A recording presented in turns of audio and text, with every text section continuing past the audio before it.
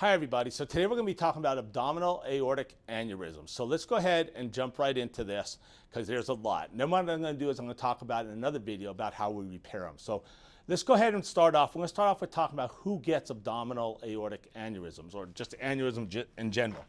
So for the most part, when it comes to aneurysms, it's going to be men, especially if they're over 60, right? It's about 4 times more common in men over 60. Right, so age is going to play a factor in men. It's usually going to be men who are white, right? It's going to be people who have hypertension or high blood pressure. It's going to be people who have atherosclerosis. This is one of the most common causes, and we're going to be talking a lot about this. If you don't know what this is basically when plaque builds up on the inside of the artery. And then we can also have a genetic, oh wait, before I get to the genetic factors, smokers is very common, right? The most common cause is going to be this right here, and we're going to talk more about that in just a minute. And then the other thing is could be genetic factors, something called Marfan syndrome or something called Ehlers-Danlos syndrome. Okay, and these are going to be basically connective tissue disorders. This is going to be a problem with the amount of elastic fibers inside of a blood vessel, and this is going to be more of a problem with the collagen, and these are going to make the blood vessels weaker. So let's go ahead, and trauma could be another one, but let's go ahead and talk about now exactly what's going to happen here. So now, if we take a look at what's going to happen, so you have your heart. I'm just going to draw my heart like this. This is not what it really looks like. But this is divided into sections, and over here is going to be your left ventricle. Coming out of your left ventricle, you're going to have an artery called your aorta, and this is going to go out to the body.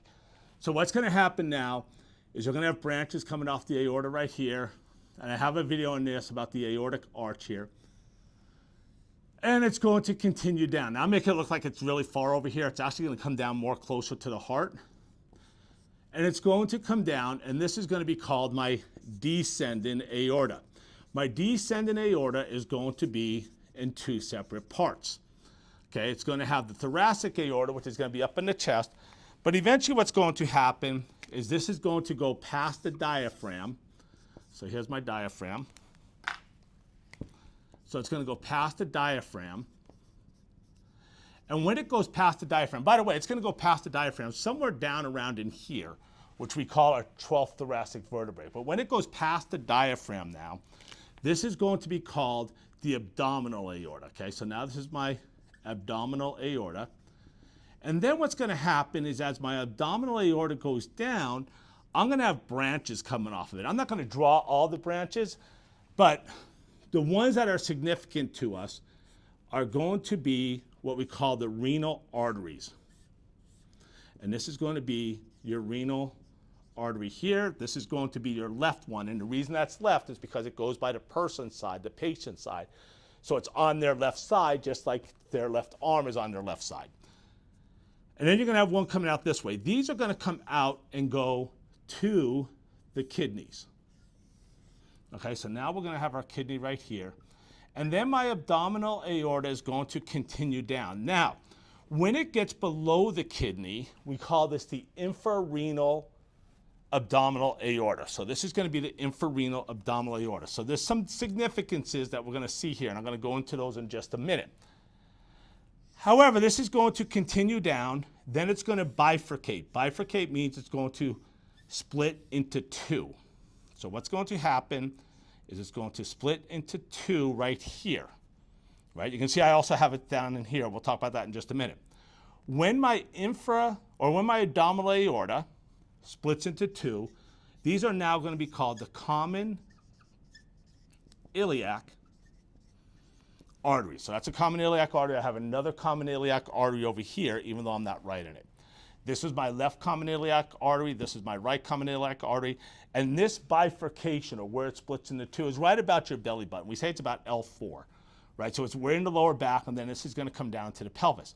Now, if you notice, we have these 2 branches that are right here. This part here, I'm not going to write the whole thing just because I don't have that much room, but we're going to call this the internal iliac artery. Is going to be here and here. We're not too worried about those for this video. Then we're going to have our external iliac arteries.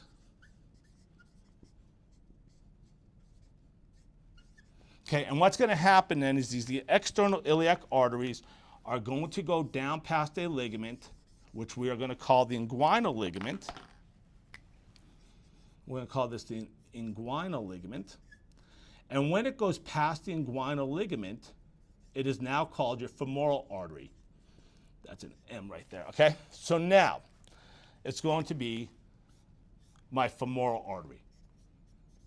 Okay, and again, whatever I'm writing on this side is going to go for the other side. So let's take a look at what's going to happen with an aneurysm now. Most of the aneurysms, about 80% of aneurysms are going to occur right here. Let's make that about 60%, are going to occur right around in here in this infrarenal abdominal aorta. About 60% are going to happen right there. So let's take a look at this, and we're going to do two different things. I'm going to take a cross section from up here. Okay, so we're going to take a cross section from up here. So it's going to be like this. Remember, this is a tube. So we're looking at the tube like this. I'm going to pull this tube out, and now we're going to look at it this way. Okay, so I'm going to draw this like this over here. The center of this, where the blood would go, right, where the blood flows through, that's called the lumen. So I'm going to have my lumen, right, and this is where my blood would be. And then what I'm going to do is I'm going to have a layer that surrounds this lumen. And this layer here we're going to call the tunica intima. That's the inner layer. It's made up of a single layer of what we call endothelial cells. Endothelial cells are just like skin cells, they're the same type of tissue. These are going to be flat, and they're going to be the same type of tissue as epithelial cells, but they don't have the keratin that we have here to make these waterproof. So these are kind of softer, and they're just one layer. Now after that layer, I am going to have another layer, which is going to be my muscular layer. And we're going to call this layer now the tunica media. Okay, so this is going to be my tunica media. And this is, like I said, this is going to contain muscle. But it's also going to contain elastic fibers. And this is going to play an important role in a minute when we talk about aneurysms. Now, the next thing we're going to have on the outside of this is something that we're going to call the tunica adventitia, tunica externa. It has a few different names, right? But this is going to be this layer here. So this is my tunica externa. Now, here's what's going to happen is up in here, we have a higher blood pressure than we have down in here because you have all these arteries coming out. So we have these elastic fibers. I'm going to draw elastic fibers in here in blue. Okay? And that way what can happen is as blood comes through, this can open and close a little bit. Now when we need to increase blood pressure, these muscles contract, closing that. When we need to decrease blood pressure, these muscles relax and it opens up the lumen so your blood pressure goes down. And the elastic fibers allow for as the heart beats, this can open and close a little bit, right? So these are our elastic fibers. Now, the other thing that's going to happen is we need to get blood to these layers here. And this is going to be thicker up here than it is down here. So what happens is we have these little blood vessels that are going to come off of this lumen. And it's going to supply blood as the heart beats to these other layers. And we're going to call this the vasa vasorum. Okay, and basically what it means, the vessel of vessels. And that's going to supply blood. So now as the heart beats, blood's going to come and it's going to go to these different layers here, right? Now let's take a look at this down here. Here's what's going to happen is this is, like we said, this is thick, this is not so thick. So now what I'm going to do is I'm just going to take a cross section from here, right? And we're going to draw it here. Let me move this up just a little bit. So this is the tunica intima, right? And then what's going to happen now is this, is I'm going to draw the lumen again. So there's the lumen. And then I'm going to have this tunica intima again. So here's the tunica intima. Okay, that's the tunica intima down here in the infrarenal abdominal aorta. Then I'm going to have that muscular layer again. But if you notice, this muscular layer is going to be a lot thinner. The walls of this abdomen or of this aorta, the abdominal aorta that's below the kidneys, is going to be thinner. It's also going to have some elastic fibers, but not as much. Okay, so there's very few in there. And then I'm going to have my tunica adventitia. That's down in here also. So now, this is going to be my tunica intima. Now, and I put it going to an elastic fiber. So let's go like this. Right up. There we go. Okay, so now, here's what's going to happen. We don't have this vasa vasorum. We don't have that here. So the way that the blood gets to these layers here is by diffusion. It just goes through the cells. It's almost like when you go to pick up water with a paper towel. So now the blood's just going to diffuse from the lumen into these layers here. Okay? So, because of that, as you see, this wall is thinner now. It also can't withstand the blood pressure as well. As people get older, these elastic fibers will start to break down. Okay, they're actually called fibrils, but it means the same thing. Those will start to break down. So now as the blood comes through, this cannot withstand the pressure as much. So it's going to be weaker. But the other thing that's going to happen is as people eat bad diets, they get atherosclerosis. So now I'm going to get atherosclerosis building up on the inside of this. This is plaque. This is the cholesterol that you get from your bad diet, right? So I've already said I have a lot less elastic fibers in here, and now I'm getting atherosclerosis building up on here. So there's my atherosclerosis. Now, here's what's going to happen now. Now this blood that's coming down through here can't get through this atherosclerosis. Well, when it can't get through the atherosclerosis, what happens now is these tissues start to die because their oxygen supply and their nutrient supply is being cut off. When they die, they become weaker. So now what's going to happen is that blood comes through, it's going to start putting more and more pressure on the sides of these walls.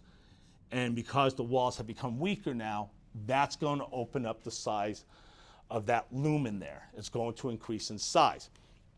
So then we're going to have an aneurysm, right? So let's take a look over here, and we can basically have two different types of aneurysms. And the most common type that we're going to get down in here is what we call a fusiform aneurysm.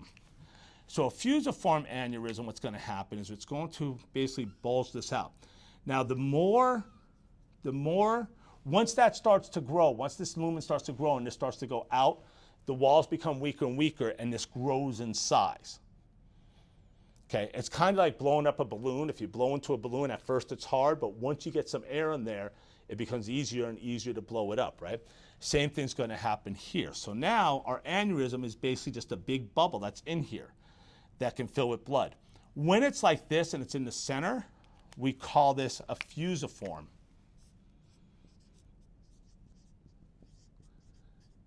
aneurysm. Okay, so that's a fusiform. Sometimes what will happen for some unknown reason, you'll just get this on one side. And so then what will happen is when this occurs, we call this a saccular aneurysm. Okay, but for the most part in this area, we're going to get this on both sides. Now, what are the symptoms of an aneurysm? Normally there's none. But what will happen is if this burst, if it were to burst, it's about an 80% death rate. 50% of the time if this bursts, people won't make it to the hospital. And of the 50% that do make it alive, if the 50% that do make it alive, 50% of them won't survive the surgery to try to fix this. So this is why it's important. Basically, an aneurysm is any time that the blood vessel has increased by 1.5 times its diameter, right? When they become, usually they'll just watch these, but when they become about 5.5 centimeters, which is about 2.2 inches, that's when they're going to start to look at fixing these, right? And then that's what I'll go into in my next video, is how we fix these. Anyways, that's it for aortic aneurysms or abdominal aortic aneurysms. Thank you so much for watching. If you enjoyed the video, please hit the like and subscribe button. And on the next video, I'm going to talk about how we repair these. It's called endovascular aneurysm repair. And we'll talk about endoleaks too. So thank you so much for watching. I'm going to leave this up here for a minute.